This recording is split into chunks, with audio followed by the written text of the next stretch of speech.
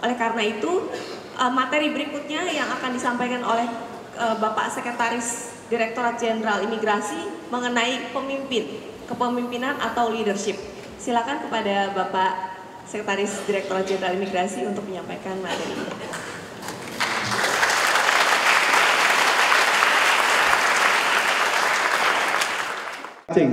To live. Yang lain? Oh, belum pernah dengar ya. Nanti cari saja. To live, to love, to learn, and to live a legacy. Oke lah.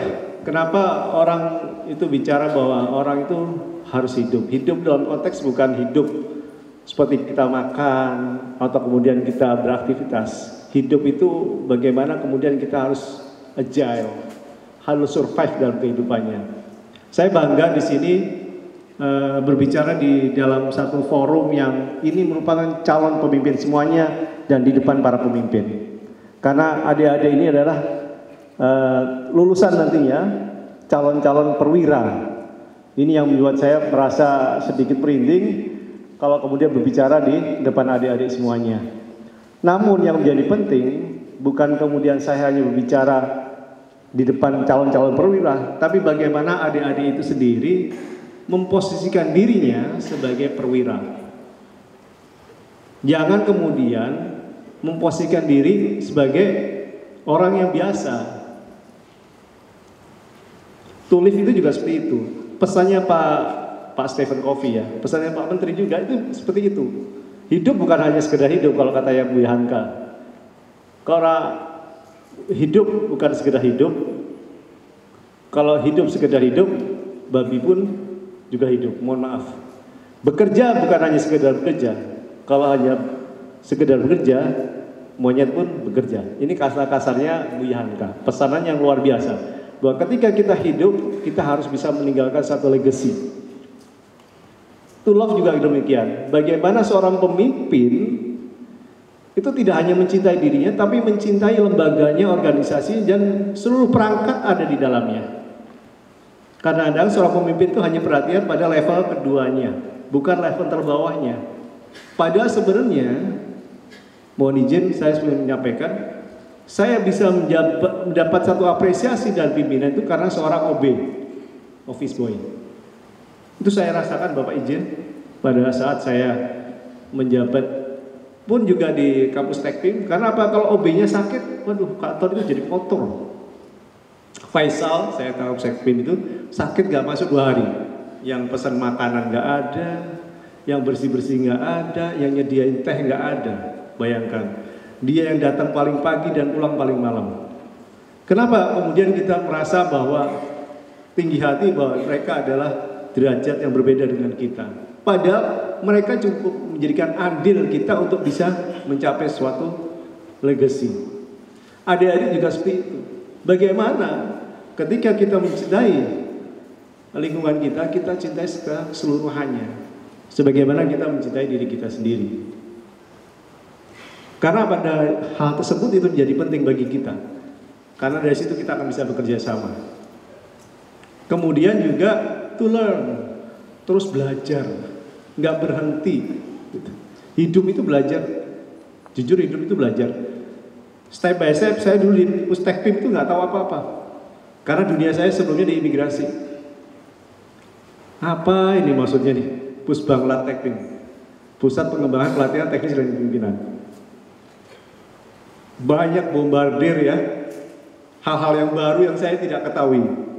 Teori Kirkpatrick 360, terus apa namanya, macam-macam lah gitu. Saya bingung ini apa, baru sebulan 2 bulan saya bingung, karena nggak ada istilah itu di imigrasi. Tapi di situ kita belajar. Pun pada saat saya beralih pada jabatan baru, demikian juga harus belajar. Pun juga ketika kita kembali ke imigrasi, kita terus belajar. Jadi adik-adik semuanya, menjadi seorang pemimpin itu tidak boleh berhenti. Karena apa? Pada saat berpindah jabatan, berpindah kepemimpinan, adik-adik terus belajar, mengenal lingkungannya.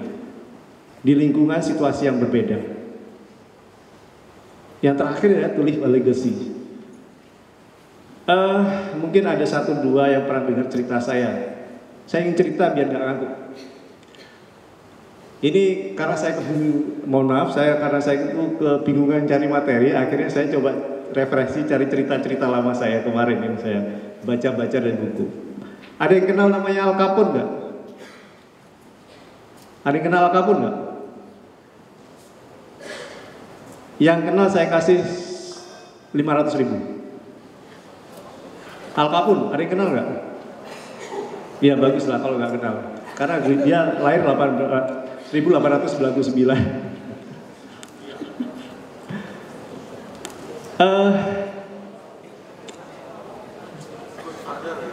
Godfather ya. Al Capone itu lahir 1899. Pasti rekan-rekan semua adik-adik tahu filmnya gitu ya. Godfather dia.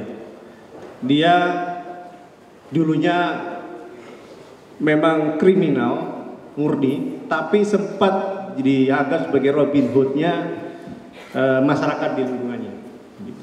Dia punya geng namanya Chicago Outfit, tapi sebenarnya dia tidak lahir di Chicago. Dia orang keturunan Italia yang lahir di New York. Dia pernah menjadi tangan kanannya John Torrio, salah seorang gangster juga pada saat itu di Chicago, dan kemudian dia mengambil alih jabatan itu. Dia cukup terkenal, bertahun-tahun melalang buana. Dia penggelapan pajak,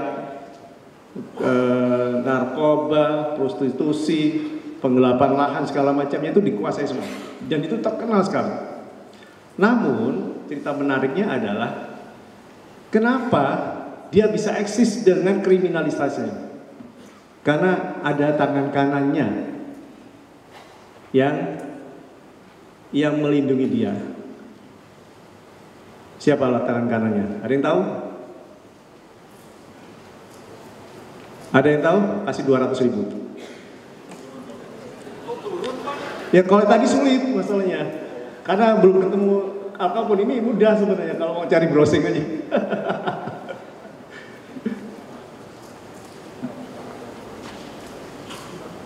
Namanya ECAD. ECAD itu adalah lawyernya Al Capone. Dia terkenal lawyer yang sangat licin, pandai sekali dia meloloskan kasus-kasus. Karena itulah kemudian Al Capone merekrut, dan selama itu sekian 7 tahun Al Capone itu lolos sampai menjadi orang yang terkenal dengan Chicago Outfit-nya, gengnya. Dalam satu kesempatan ECAD itu merasa resah gitu ya. Masa hidup saya kayak gini terus? Dia dapat jatah lahan kriminal, lahan kejahatan-kejahatan apa itu dapat fasilitas semua dipenuhi oleh Al Capone. Karena apa? Karena betul-betul melindungi Al Capone dari jeratan-jeratan hukum. Jaksa pun nggak bisa mengenakan, polisi pun nggak bisa menaikkan sanksi. Ada aja alibi dan alasannya untuk kemudian Al Capone itu bisa lolos. Tapi dalam satu kesempatan ECAD itu merasa resah. Apakah hidup saya itu seperti ini terus? Mohon maaf saya cerita aja biar nggak bosan ya. Kenapa hidup ini saya itu seperti ini? Melindungi satu kejahatan yang betul-betul busuk lah, buruk lah bagi masyarakat. Jadi Al Capone dulu itu penjahat yang dianggap Robin Hood, tapi kemudian ada kejadian Valentine Day, bagaimana dia membunuh anggota lawannya. Nah, di situ kemudian jadi penjahat betulan dia. Walaupun sebelumnya sudah jadi jahat tapi jadi terkenal. Galau sekali ECAD ini. Berpikir, aduh saya kalau ikutin seperti ini saya banyak dosanya nih, banyak salahnya. Pasti banyak apa yang saya lakukan ini nggak benar di mata negara dan masyarakat. Satu ketika akhirnya dia berkesimpulan bagaimana saya harus berbalik alih, turn back. Gitu. Jadi kalau polisi sekarang bilang turn back crime ya. Itu dulu ECAD sudah lama dia menginisiasi seperti itu. Akhirnya dia balik. Tapi dia tahu konsekuensinya. Apa konsekuensinya? Lawan gangster kayak gitu. Nyawa. Dan benar dia laporkanlah kemudian Al Capone itu dibuka semua dokumen-dokumen kejahatannya, dibeberkan ke kejaksaan. Akhirnya Al Capone terjerat pada usia 33 tahun. Konsekuensinya apa? ICID itu di Brondong pada saat dia nyetir mobil. Itu di YouTube liatin video YouTube Google tuh ada foto-fotonya ICID lagi meninggal itu di Brondong peluru di mobilnya. Konsekuensi yang betul-betul tragis yang harus dialami bagi orang yang betul-betul berkomitmen gitu ya untuk kemudian meninggalkan legacy lah bahasa yang baik. Tapi sebenarnya kadang-kadang legacy itu tidak dirasakan oleh yang melakukan. ICID mungkin nggak merasakan legacy itu. Singkat cerita ada cerita lain nih. Jadi pada saat perang Amerika Jepang, ini kan kisah nyata, nanti di browsing juga ada. Coba. Pada saat di peperangan Amerika dan Jepang, kapal Indo-Amerika itu menyerang Jepang. Beberapa kapal pesawat terbang sudah diterbangkan sehingga armada udaranya sudah nggak ada karena semua sudah serang untuk berangkat ke sasaran di Jepang. Namun ada satu orang pilot ini itu merasa pada saat ini ada yang salah dengan indikator bahan bakar. Ini cerita kisah nyata ini benar. Bukan itu ya. Bukan yang lagi terbang. Jadi ada indikator yang bermasalah ini. Dia kontak dengan komandannya, ternyata memang pada saat pengisian bahan bakar tutup bahan bakarnya itu terbuka sehingga banyak bahan bakarnya yang afturnya itu yang keluar. Dia kontak komandannya, gimana nih pilihannya? Apakah saya terus? Kalau terus gak akan nyampe ke Jepang atau kemudian saya kembali. Akhirnya komandannya mengatakan kamu kembali. Yang lain berangkat untuk menyerang Jepang. Ketika dia kembali, dia terkesiap.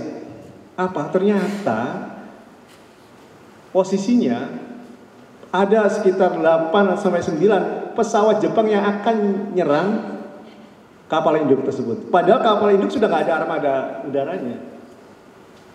Dia hanya lihat dari belakang, ada kapal Jepang yang akan menyerang.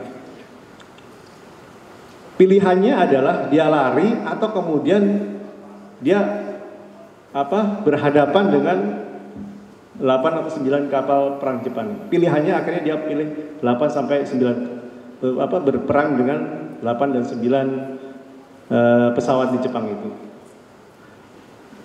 Dengan segala teknik segala macamnya, akhirnya singkat cerita 2 pesawat Jepang jatuh, yang lainnya akhirnya kembali ke Jepang karena melihat bahwa ini satu pesawat mungkin ya, karena pada saat itu juga saya belum lahir. Melihatnya bahwa ternyata yang 7 lain sudah kembali. Karena apa? Karena merasa bahwa ini satu pesawat Amerika aja sudah kayak gini, apalagi kemudian nanti banyak gitu ceritanya. Dan akhirnya dia mendarat dia diapresiasi oleh negara Amerika menjadi pahlawan. Namanya itu Butch O'Hare. Apa hubungannya dengan Al Capone tadi? Apa hubungannya dengan ICID tadi? Ternyata ICID itu nama aslinya adalah siapa? Edward O'Hare, bapak dari Butch O'Hare. Yang saya ingin katakan, ternyata legacy itu kadang-kadang tidak dirasakan bagi yang melakukannya, tapi dirasakan oleh generasi-generasi setelahnya, seterusnya. Itu legacy itu. Jadi jangan kemudian, mohon maaf Bapak Kabadan, mungkin saya adalah bagian dari legacy yang telah ditorehkan oleh Bapak Kabadan di dalam membangun BPSDM ini. Sehingga hasilnya saya rasakan, tapi mungkin Bapak tidak merasakan. Rekan-rekan juga seperti itu. Ketika kita bekerja, jangan berpikir bahwa apa yang akan saya dapat. Itu kuncinya. Saya mau apa? Tidak. Tapi bagaimana kemudian kita harus punya pemikiran apa yang dapat kita tinggalkan bagi organisasi. Karena rekan-rekan semuanya, adik-adik semuanya itu nantinya kedepannya adalah pemimpin-pemimpin di lingkungan Direktorat Imigrasi maupun di Kementerian Hukum dan HAM. Kalau kita sudah punya visi seperti itu, insya Allah itu melapangkan jalan semuanya. Yakin. pasti Allah melapangkan jalan itu. Tapi kalau kemudian kita start awal untuk meniti satu karir sudah salah, meniti satu kepemimpinan sudah salah, ya sudah berpikir pengen apa, mau di mana, dapat apa, itu akan menjadi masalah ke depannya. Jujur saya katakan, jangan pernah berpikir hal-hal seperti itu. Tapi bagaimana kemudian kita berpikir ketika saya duduk sebagai seorang pejabat imigrasi, sebagai kasubsi, kasubag, atau subkor, atau koordinator, apapun juga namanya, bagaimana kemudian kita bisa meninggalkan legasi yang baik, walaupun legasi itu tidak kita rasakan saat ini. Karena yakin, yang pertama Tuhan tidak akan tidur, yang kedua pimpinan kita tidak akan menutup mata akan apa yang kita peroleh. Di dalam membangun satu kepemimpinan itu kompetitif. Emang semua menjamin Bapak ini jadi kepala kantor imigrasi semua? Kan enggak. Itu namanya kompetisi. Maka jangan salah melangkah ketika kita sudah mulai meniti karir. Kita ingat ketika kita, kalau saya berprinsip ketika kita lahir itu kita sudah sudah dinegasikan, sudah benar-benar dinisbatkan sebagai seorang pemimpin. Setidaknya pemimpin bagi diri kita sendiri. Selanjutnya kita bisa memimpin lingkungan kita, memimpin keluarga kita, memimpin organisasi kita, sudah semakin besar. Itu yang harus kita camkan. Tapi kalau adik-adik sudah punya misi, pemikiran atau visi yang berbeda, ya saya yakinlah nanti pasti langkahnya itu akan jadi salah. Kenapa saya berani berbicara seperti ini? Karena jujur saya terus merasakan bahwa dalam setiap karir saya ada hal-hal yang bermanfaat yang dapat kita berikan. Dan saya bertemu dengan orang-orang pemimpin-pemimpin yang terus baik kepada saya. Dan disitulah kemudian mindset saya terus terbangun untuk kemudian malu. Kalau saya punya pemimpin baik, kenapa kemudian saya tidak baik? Cukup ya, habis ya. Mohon maaf ya kalau kemudian apa yang saya sampaikan ini bukan bersifat materi atau paparan, tapi lebih pada nasihat kepemimpinan bagi adik-adik semuanya, calon-calon perwira. Saya berharap adik-adik, walaupun tidak semuanya, kalau semuanya nanti bingung imigrasi, kalau semua 300 tahun jadi kepala kantor, yang lain gimana kan gitu. Tapi intinya dari adik-adik semuanya, saya berharap ada orang-orang yang kemudian menjadi orang nomor 1 di imigrasi. Tapi jangan hanya amin, semuanya dibangun dengan komitmen dan kesadaran dan yakin bahwa setiap langkahnya harus meninggalkan legasi. Jadi di tingkat 4 pun juga harus seperti itu. Apa yang sudah adik-adik tinggalkan untuk Poltekkим, apa yang sudah adik-adik tinggalkan, oh Pak saya sudah tinggalkan skripsi, ya itu bukan legasi namanya. Itu tugas selama ditanggung jawab. Tapi apa ke adik asuhnya, ke juniornya, adik tingkatnya, apapun juga. Jadi jangan kemudian hidup itu hanya berjalan mengalir saja, tapi kita harus bisa bagaimana kita menghargai hidup itu. Mungkin itu yang dapat saya sampaikan. Wabillahi taufiq wal hidayah. Assalamualaikum warahmatullahi wabarakatuh.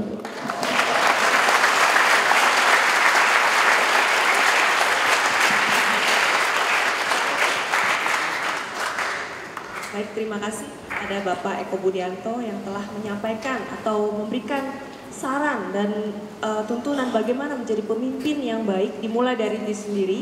Kemudian challenge atau keluar dari zona nyaman adalah hal yang dapat meningkatkan kompetensi atau mengembangkan diri kita untuk menjadi lebih baik lagi. Kemudian juga beliau juga berpesan untuk to live, to love, to learn, and to leave a good legacy untuk organisasi kita. Tibalah kita di sesi yang sangat dinanti-nanti oleh para hadirin dan taruna-taruni yang hadir di seminar pada hari ini, yaitu sesi tanya jawab. Kita mulai dari 3 pertanyaan. Silakan yang mau bertanya. Mohon pejabat, dosen, pembina menyesuaikan, izin memperkenalkan diri. Taruna Utama Politeknik Imigrasi, nama Aga Dwi Mahendra, dari Prodi Administrasi Keimigrasian. Izin bertanya, Bapak, mohon izin. Terima kasih sebelumnya atas materi yang disampaikan oleh Bapak Kepala Badan Pengembangan Sumber Daya Manusia Hukum dan HAM serta Bapak Sekretaris Direktur Jenderal Imigrasi. Terutama ini tentunya sangat membanggakan bagi kami, bagi calon-calon yang nanti akan meneruskan tongkat estafet kepemimpinan. Amin. Mohon izin Bapak, izin bertanya. Mungkin bagi kami di sini adalah suatu pembelajaran dari materi yang telah disampaikan. Mungkin dari saya pertanyaannya adalah bagaimana strategi terbaik bagi yang dapat kami lakukan untuk dapat meningkatkan kompetensi dari diri kami untuk dapat berkontribusi terhadap instansi atau organisasi nantinya khususnya di Kementerian Hukum dan HAM ataupun Direktorat Jenderal Imigrasi. Terima kasih Bu.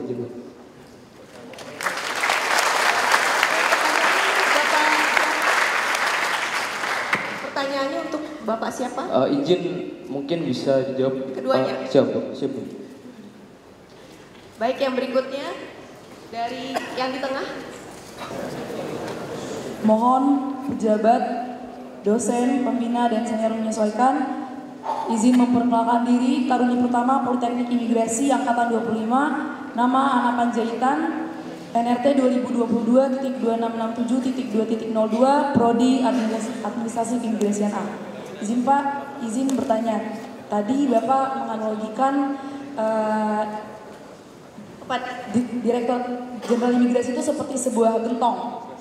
Izin Bapak, di mana terlalu banyak keran sedangkan wadahnya hanya sedikit. Kami tahu bahwa sebagai taruna kami tidak memiliki kapasitas untuk merubah sistem.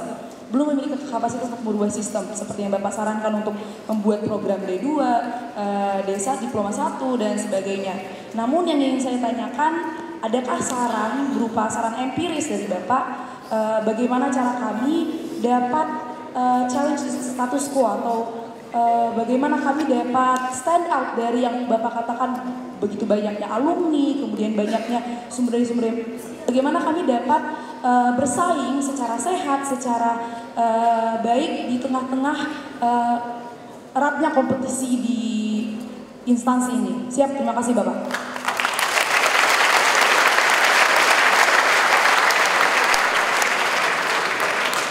Baik, yang berikutnya dari sisi sebelah kiri.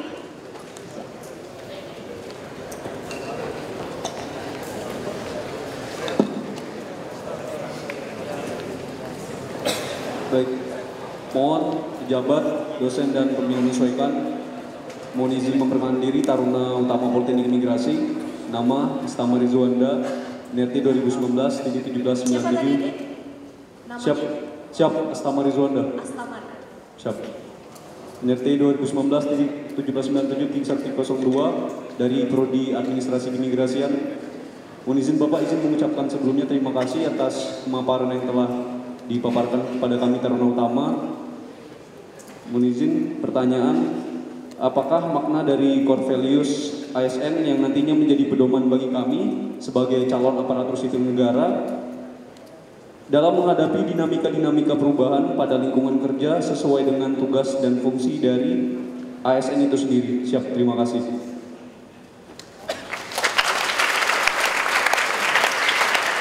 Mungkin 3 pertanyaan pertama ini bisa dijawab terlebih dulu pada Bapak Kabadan dan Pak Ses. Bersilakan. Yang pertama pertanyaan dari Taruna Aga, yaitu strategi terbaik untuk meningkatkan kompetensi diri. Kemudian dari Taruni Ana Panjaitan, bagaimana bersaing secara sehat di tengah organisasi yang besar di tengah ini, seperti gentong begitu ya Pak analoginya. Kemudian dari Taruna Astamari, yaitu apa makna core values ASN dalam menghadapi tugas dan fungsi ASN di masa yang saat ini. Silakan Bapak. Pertanyaannya luar biasa. Ini saya bangga karena lahir dari generasi apa ya? Generasi Z atau generasi Y? Ini generasi Z ya. Dan ini membuktikan bukan generasi yang strawberry. Jadi sekarang ada yang sedang terkenal nih namanya generasi strawberry. Kalau dalam istilah Pak Menteri itu ada kalimat atau kata yang selalu beliau gambarkan, cemen. Nah, bukan generasi yang cemen. Karena pertanyaannya ini sangat mendasar, sangat menyentuh, dan punya visi ke depan. Gitu, kira-kira ya. Dari Taruna Aga, ya betul? Ya, Taruna Aga bertanya bagaimana strategi peningkatan kompetensi. Kira-kira itu pertanyaan mendasar yang ditanyakan. Kemudian dari Taruna Ana, ya, bagaimana bisa survive dalam sistem yang tadi digambarkan seperti gentong, sementara memang tidak memiliki kapasitas untuk merubah sistem itu, gitu ya. Kemudian yang ketiga dari Taruna Astama, apa sih makna dari core value berakhlak itu? Gitu. Kira-kira seperti itu. Saya mulai dengan Taruna Aga. Ya, bagaimana sih strategi meningkatkan kompetensi untuk pribadi? Kira-kira seperti itu. Karena untuk pribadi, untuk grup, untuk kelompok, untuk yang lain itu tentu strateginya berbeda. Tapi kalau kita mulai dari pribadi, bagaimana cara meningkatkan semangat atau strategi peningkatan kompetensi itu bagaimana? Yang pertama yang harus dimiliki adalah motivasi. Ya. Motivasi akan melahirkan tujuan. Ingat itu. Yang pertama kali yang harus dimiliki untuk punya menemukan strategi peningkatan kompetensi, yang pertama adalah bagaimana memahami tujuan dari kompetensi yang akan dimiliki itu. Kalau tidak punya tujuan, kita nggak punya arah. Ya, yang pertama kita harus menetapkan dulu tujuan untuk memiliki kompetensi itu. Ketika kita sudah menetapkan tujuan dan kita tahu tujuannya untuk apa, maka bangkitkan motivasi. Ada motivasi untuk mencapai tujuan itu. Dengan motivasi baru ada aksi. Aksinya seperti apa? Memilih metode, memilih jenis kompetensi, ya, memilih sumber. Kita bicara dalam perspektif pembelajaran dunia modern. Tahu tujuannya, memiliki motivasi untuk itu, dan memilih metode yang paling efektif itu seperti apa. Ya. Baru setelah itu kita memiliki kemampuan berliterasi. Kompetensi itu tidak selalu harus digambarkan diterima di lembaga pendidikan melalui metode tatap muka. No. Zaman sekarang ilmu pengetahuan itu lebih banyak di media virtual ketimbang yang kita terima secara tatap muka. Waktu efektif 4 tahun mengikuti pendidikan di Poltekin ini, kalau kita bedah secara mendalam, yang tatap muka belajar ilmu dalam rangka meningkatkan kompetensi itu cuma berapa persennya. Tapi selebihnya dari itu, bagaimana kita memilih metode untuk memiliki kompetensi itu. Alam maya, alam virtual itu menawarkan kepada kita semua jenis kompetensi yang mau kita miliki. Jadi itu kira-kira strateginya. Pahami dulu, tetapkan dulu tujuannya, bangkitkan motivasi, dan pilih metodenya. Tatap muka saja tidak cukup. Ya, mari kita berselancar. Ilmu pengetahuan itu tersebar, kompetensi itu berjenis-jenis. Tapi kata kuncinya adalah pahami, tetapkan tujuan, ya, bangkitkan motivasi untuk mencapai tujuan, dan pilih metodenya. Ya, catat itu. Kemudian Taruna Ana Panjaitan, bagaimana bisa survive dalam sebuah sistem yang kita tidak mampu berkontribusi apalagi merubah, ya, kira-kira seperti itu. Sistem belum diarahkan atau ditujukan kepada adik-adik, tidak. Tapi semua materi pembelajaran itu diberikan dalam rangka adik-adik bisa survive. Ketika saya bicara tadi sistem, itu saya tujukan kepada penyelenggara pendidikan ini. Ya. Karena ada ungkapan bijak yang menyatakan sistem yang baik akan melahirkan individu yang baik. Tapi individu yang baik berada dalam sistem yang buruk, dia punya kecenderungan untuk menjadi tidak baik. Jadi kalau ditanya bagaimana saya bisa survive, kalau ini dihubungkan dengan sistem, nah inilah yang sedang kita bicarakan. Sistem karir di imigrasi polanya seperti itu. Bagaimana taruna yang dihasilkan bisa survive?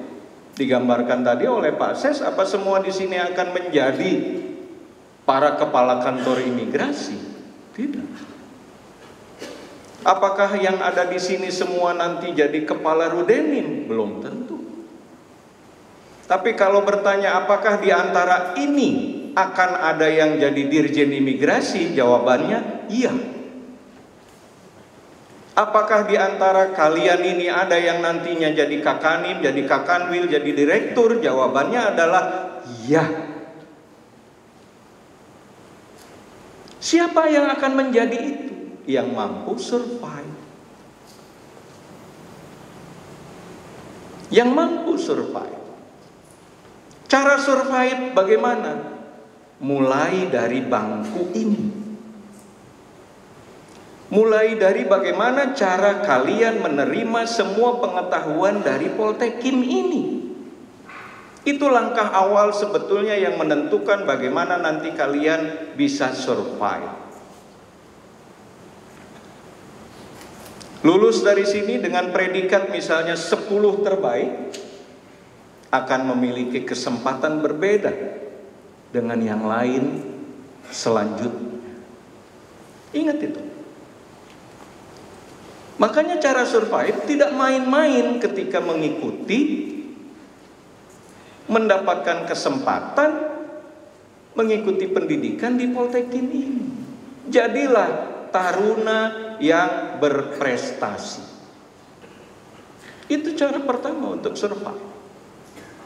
Tekun belajar, menjadi alumni atau taruna terbaik. Pak, saya mungkin tidak mendapatkan predikat terbaik. Apa saya tidak dapat kesempatan untuk bisa survive? Tidak. Pengembangan karir itu terus, tidak pernah berhenti. Dan kesempatan itu terus diberikan tanpa berhenti. Jadi raihlah itu. Bagaimana caranya? Bagaimana caranya? Ketika setelah menjadi ASN bisa survive di tengah kondisi dan sistem yang seperti itu. Jadilah ASN yang selalu memiliki keinginan untuk mengembangkan dirinya. Pengembangan diri itu tidak boleh digantungkan kepada orang lain. Kasakusuk mencari kesempatan, mencari ini itu tidak. Mutiara itu meskipun di dalam lumpur, di dalam kerang, dicari orang. Jadilah yang seperti itu. Apa saya dulu lulus terbaik di Akib? Tidak. Saya mendapatkan penempatan awal di Rutan mana yang koran hari ini dibaca besok. Saya bisa survive. Saya bisa berdiri di sini. Saya bisa mengatakan saya orang ke-15 yang ada di Kumham ini. Atau saya orang nomor urut 11 yang ada di Kementerian Hukum dan HAM. Dari berapa? Dari 64.000 lebih pegawai.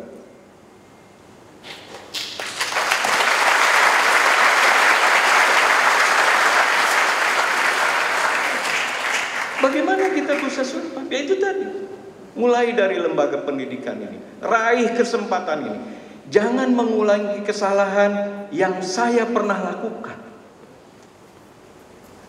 Untuk tidak mempergunakan kesempatan ini dengan baik. Kalau kemudian hasilnya nanti setelah keluar kita tidak menjadi orang yang terbaik, kesempatan untuk mengembangkan kompetensi, mengembangkan karir itu ada di tangan kita. Kita mau jadi apa? Apa yang harus dimiliki tadi? Semangat meningkatkan kompetensi tadi. Terus belajar, terus bekerja baik, ya. Terus belajar, terus bekerja baik dalam bekerja, dan berbuat baik kepada siapapun. Catat itu. Jangan terlalu loyal kepada satu pimpinan, mengabaikan pimpinan yang lain. Tidak. Kita tidak pernah tahu siapa yang akan mengantarkan kita kepada jenjang yang lebih baik. Itu saja kuncinya sebetulnya. Ya. Jadi raihlah untuk Taruna 3, 2, dan 1 prestasi terbaik yang kalian mampu. Tapi ketika pun itu tidak bisa didapatkan, di luar sana kesempatannya lebih banyak lagi. Tingkatkan kompetensi, bekerja dengan baik, dan berbuat baik kepada siapapun. Insya Allah, kalau bekerja itu sudah punya nilai ibadah, kalau bekerja itu sudah diniatkan untuk ibadah, Tuhan tidak tidur. Gusti Allah mboten sare. Ya, catat itu. Kalau mau jadi orang yang survive. Saya tidak menceritakan siapapun, saya sedang bercerita tentang diri saya. Itu saja, ya. Kemudian core value, makna apa sih dari berakhlak itu? Core value itu koridor. Kita semua lahir dengan latar belakang yang berbeda-beda. Tadi saya sudah ceritakan di awal. Lalu kemudian tugas pokok dari seorang ASN itu intinya apa sih? Melayani, menjalankan, memahami tugas dan fungsi itu jalannya. Tapi makna dari semua yang kita laksanakan itu adalah melayani masyarakat. Jadi kalau ditanya makna yang terkandung dalam core value itu adalah koridor dalam rangka memberikan pelayanan kepada masyarakat dengan baik dan sesuai kebutuhan. Itu saja. Ini koridornya. Untuk mampu memberikan pelayanan yang baik sesuai dengan kebutuhan, ya orangnya harus berakhlak itu tadi, berorientasi kepada pelayanan. Ya.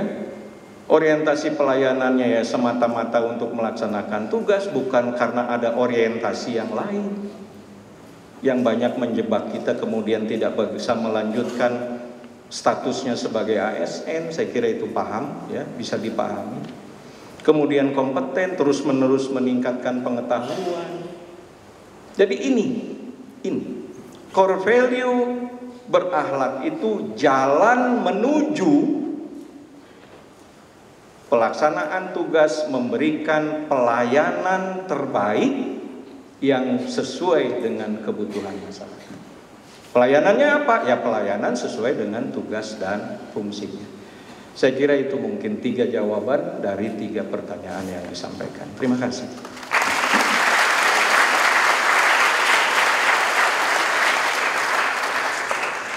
Untuk berikutnya kami berikan satu kesempatan untuk Bapak Ibu yang ada di depan, yang sudah di dalam sistem. Ada pertanyaan Bapak Ibu? Silakan.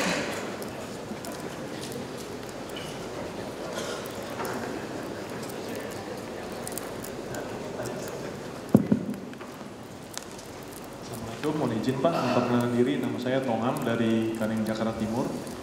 Izin bertanya Pak, mungkin kita sudah mendengar ada dinamika undang-undang ASN yang baru Pak.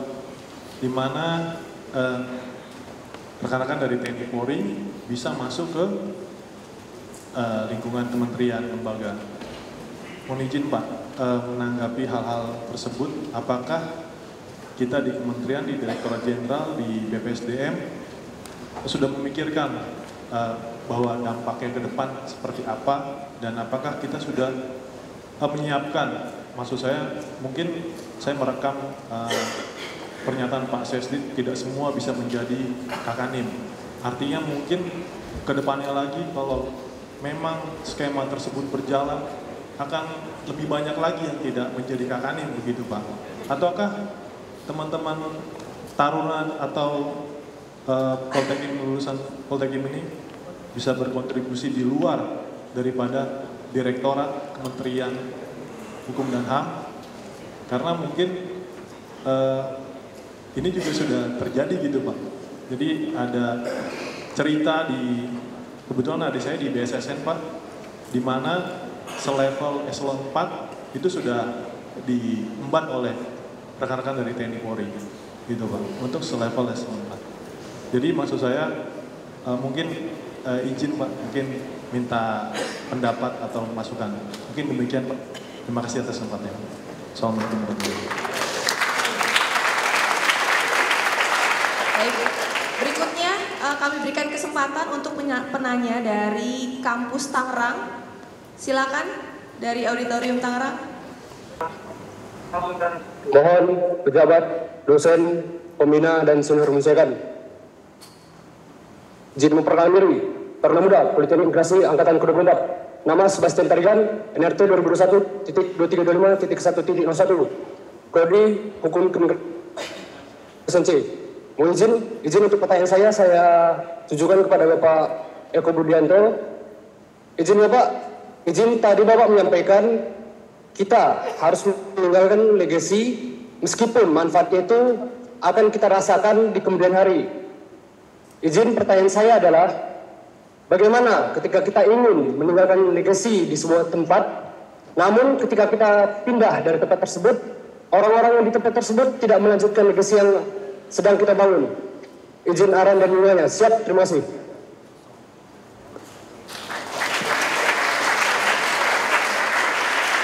Baik, karena keterbatasan waktu, kami cukupkan untuk sesi pertanyaan. Silakan Bapak Sesdit Jenim, Pak Eko untuk menjawab pertanyaan.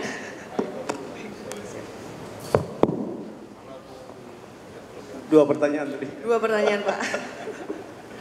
Ya, terima kasih atas dua. Yang pertama berkaitan dengan Undang-Undang ASN yang jujur saya baca keseluruhan terkait undang-undang tersebut, tapi secara diskusi kami di beberapa kesempatan memang ASN bisa menjadi TNI Polri, demikian juga sebaliknya TNI Polri bisa menjadi ASN. Dan kemudian tadi contoh di BSSN itu juga saya sudah mendengar bahwa banyak pejabat-pejabat struktural BSSN yang sudah mulai resah untuk kemudian tidak terus berkarir di sana karena memang ada pos-pos posisi yang kemudian diisi oleh saudara kita dari TNI Polri. Kalau bagi saya pikir saya lebih pada kenapa sampai kemudian jabatan itu diisi oleh saudara-saudara kita dari luar. Itu yang awal. Masalah hal yang lain itu nanti. Tapi yang konteks pertamanya seperti itu. Kenapa sampai kemudian jabatan itu bisa diisi orang lain? Tentu yang menjadi pertanyaannya, apa kemudian kita bisa membuktikan bahwa kita mampu di situ? Ketika pemimpin merasa bahwa, pimpinan kita merasa bahwa ada perlu orang luar masuk ke dalam kita, atau berarti masih dipandang bahwa kita belum sejauh itu mampu untuk mengisi jabatan-jabatan itu. Kita mungkin perform mengatakan bahwa saya mampu duduk di situ. Tapi ketika pemimpin atau pimpinan kita menilai bahwa sebenarnya yang kita minta bukan seperti itu, maka sangat berpotensi sekali itu diisi dari luar. Untuk itulah kemudian kalau saya izin Pak, bagaimana kemudian kita tidak hanya menuntut atasan kita, pimpinan kita untuk memposisikan kita, tapi bagaimana kemudian kita memantaskan diri untuk bisa duduk di dalam jabatan itu. Memantaskan diri itu tidak seperti sulapan, tapi dari awal. Tentunya Pak Wisnu pernah mengenal saya, pernah mengenal Pak Jusman, dan orang lain yang bisa menilai kita. Ketika orang lain bisa menilai kita untuk pantas diduduk seperti itu, saya kira tidak ada alasan untuk kemudian memanggil orang-orang di luar kita. Permasalahannya seperti itu. Di luar kemudian ada dinamika politik, kita tidak membahas seperti itu. Tapi yang kita fokuskan sekarang, kalau kemudian satu lembaga kita bisa pantas, ya saya mungkin di lembaga pemasyarakatan dulu tidak bisa gitu dari luar masuk.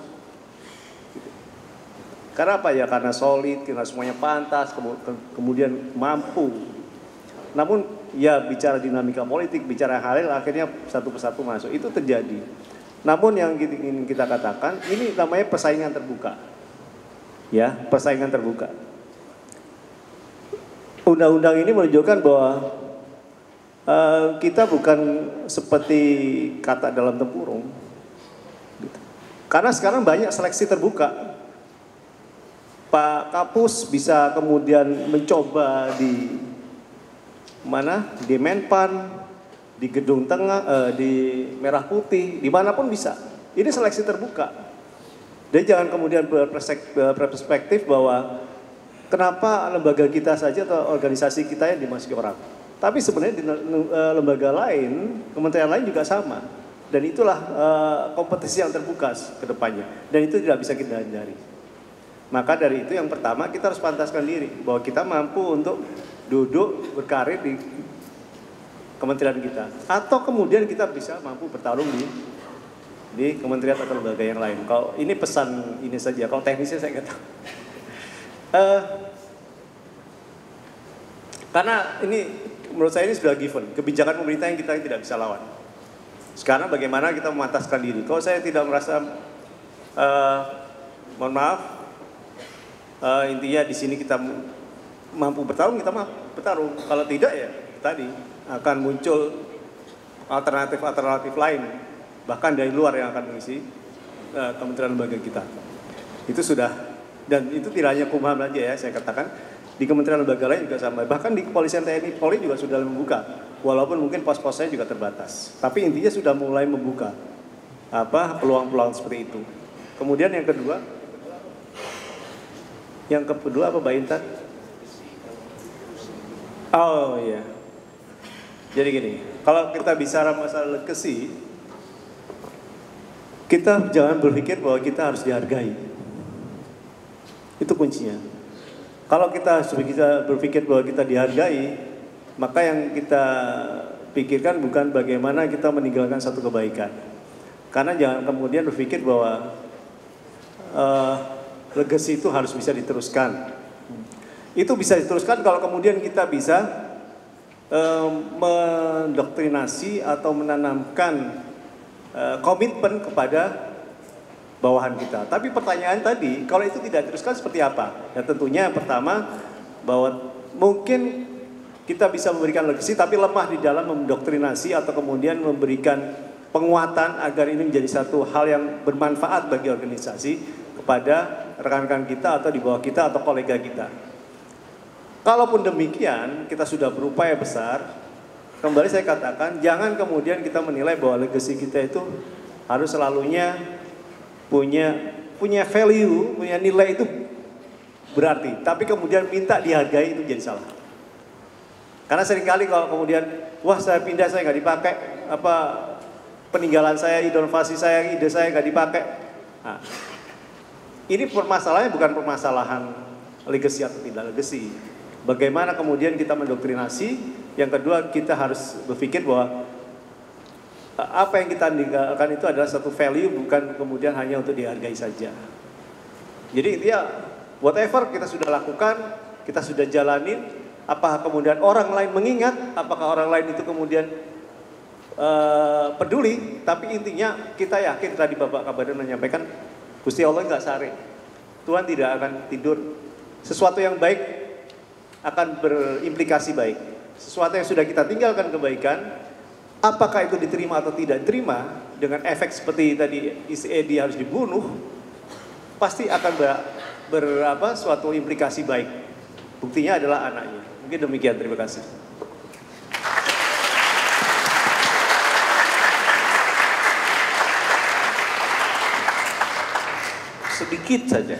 Sedikit saja. Saya dari perspektif pengalaman ya Pak. Indikasi ini, apa yang diatur dalam Undang-Undang ASN itu sebetulnya kan dari dulu juga sudah ada Pak. Cuma kita kan baru mungkin dalam kapasitas ini baru penting bagi kita untuk memahami apa yang diatur dalam undang-undang itu, karena aturan-aturan itu sudah menyangkut hajat hidup saya, misalnya kan begitu ya. Kalau kita flashback nih, kita kan ngalamin dulu NIP kita 04 kan, sekarang NIP kita itu semua sama, ASN itu semua NIP-nya sama, dimulai dari tahun lahir, bulan lahir, tanggal lahir, tahun diangkat, bulan diangkat, dan nomor urut semua sama. Kenapa itu dibuat sama? Nah kan itu pertanyaannya. Kenapa harus dibuat sama? Karena lintas organisasi, lintas kementerian lembaga itu pada saatnya nanti akan terjadi. Nah tinggal kita perspektifnya ada di mana ketika melihat itu. Kalau dari perspektif pesimis yang muncul protes, maaf. Kalau dari perspektif optimis, ini challenge. Gitu. Kita mau melihatnya dari perspektif apa? Sepanjang kita tadi tuh, mulai dari survive, mulai dari mengembangkan kompetensi, mulai dari core value, itu yang membuat kita menjadi insan internal yang akan selalu menjadi pilihan. Saya punya keyakinan itu. Kenapa kemudian Undang-Undang ASN mengatur itu? Dari sebelum Undang ASN baru itu sudah ada Pak. Sudah ada. Kita aja yang baru mendalami itu sekarang. Dari dulu juga sudah diatur TNI Polri yang masuk ke ASN, ke jabatan-jabatan ASN, dia harus alih fungsi dulu menjadi ASN, alih status dulu menjadi ASN, kan begitu. Dan di Undang-Undang ASN itu juga diatur, sipil pun boleh mengisi jabatan-jabatan tertentu yang ada di TNI dan Polri. Mau contoh? Mau contoh meskipun sedikit ya. Berapa pejabat imigrasi yang selalu diminta untuk duduk di Badan Nasional Narkotika, Badan Nasional Pencegahan Terorisme, Badan Nasional, itu yang saya maksud harus menjadi challenge. Ada kompetensi spesifik yang dimiliki oleh ASN Kumham yang tidak dimiliki oleh instansi lain. Begitu juga asumsi sebaliknya.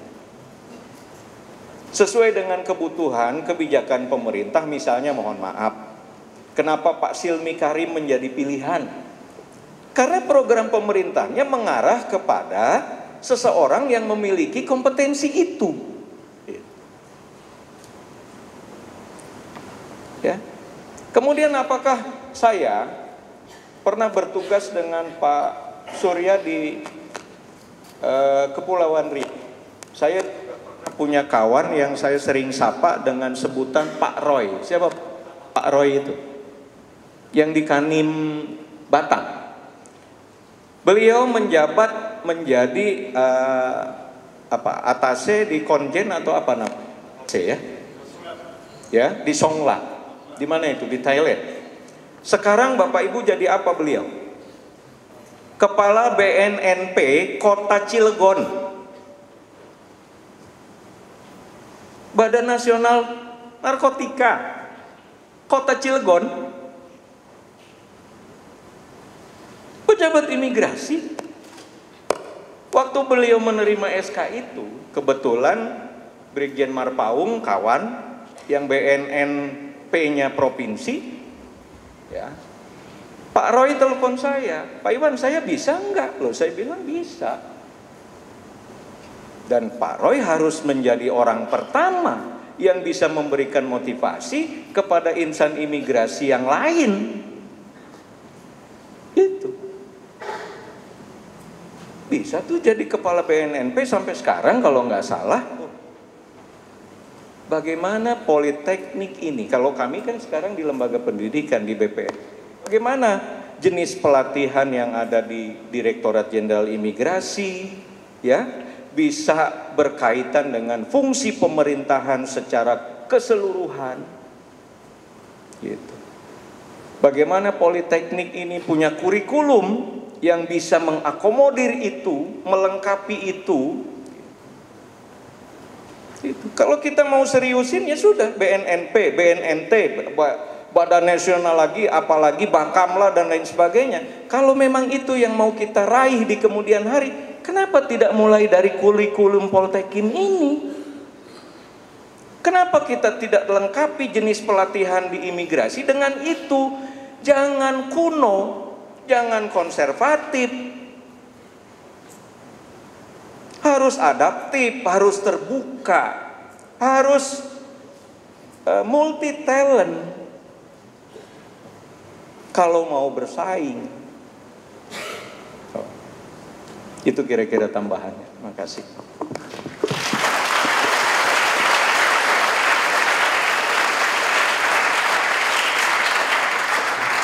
Baik, terima kasih kepada para narasumber kita yang telah berbagi ilmunya, pengetahuan dan pengalaman beliau yang sangat berharga ini di hadapan kita semua.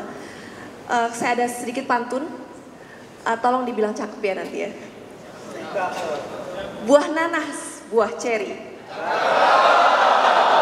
lebih enak dicampur gula. Cukup sekian seminar hari ini. Semoga bermanfaat untuk kita semua. Wabillahi taufiq wal hidayah. Wassalamualaikum warahmatullahi wabarakatuh. Acara saya kembalikan ke MC.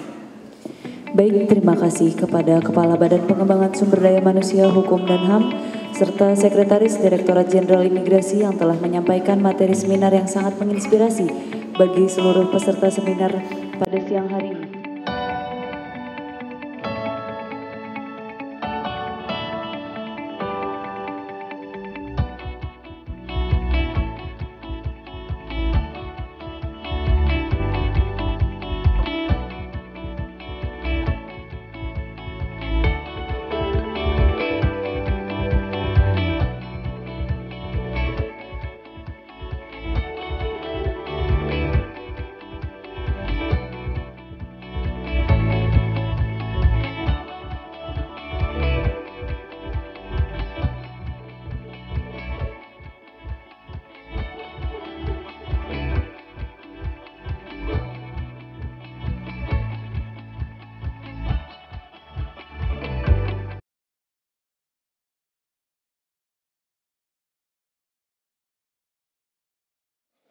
Acara selanjutnya, laporan peserta seminar kepada Kepala Badan Pengembangan Sumber Daya Manusia, Hukum dan HAM.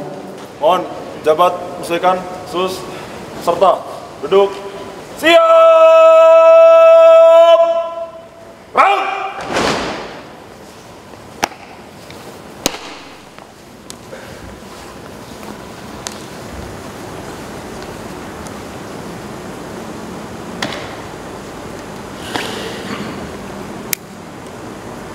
Seminar telah dilaksanakan, seluruh peserta mengucapkan terima kasih. Laporan selesai. Terima kasih. Lanjutkan sesuai dengan. Lanjutkan.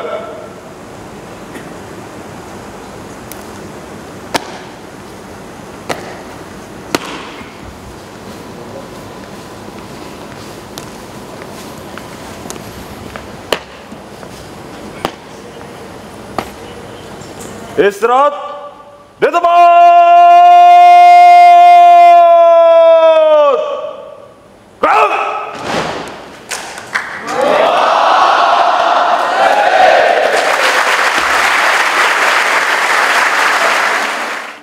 Salam pembaruan. Salam pembaruan. Salam pembaruan.